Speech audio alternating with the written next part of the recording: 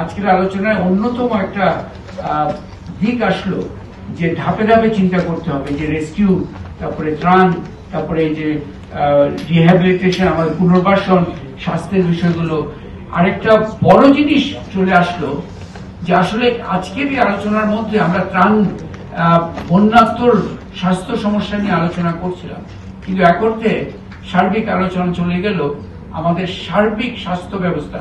বন্যা নয়, বন্যা চলে গেল, তারপরে যে স্বাস্থ্য ব্যবস্থার নানা ঘাটতি আছে, এই যে মহিলারা ইয়েতে এনসিডি মানে উচ্চ রক্তচাপের মধ্যে আছেন তারা, এবং আমাদের নানা ধরনের স্বাস্থ্য খরচ বিশাল একটা বোঝা আমাদের জনমানুষের উপর। এই যে সার্বিক যে স্বাস্থ্য ব্যবস্থাকে জনমানুষের জন্য একটা কার্যকর সিস্টেম হিসাবে তুলে ধরা, সেই পর্যায়েও কিন্তু আলোচনাগুলো এসছে। একটা আলোচনা খুবই আই থিঙ্ক সবারই চিন্তার মধ্যে আনা দরকার, যে এই সংকট এবং বিশেষ করে এই যে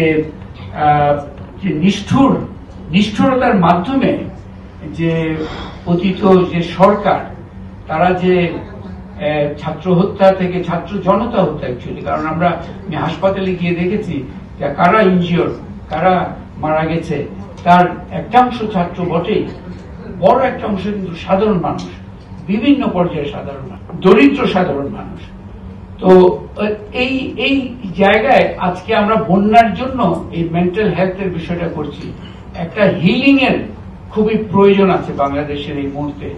এই বন্যাত্মর এই আপনারা পিটিএসডি এই শব্দগুলো তো অন্য জায়গা থেকে বড় করা, আমরা সিম্পলি বলি যে মানসিক স্বাস্থ্যের একটা সমস্যা, ভেতরের আমাদের এক ধরনের ইমোশনাল ক্ষতগুলো আছে, আমরা আহত হয়েছি নানাভাবে।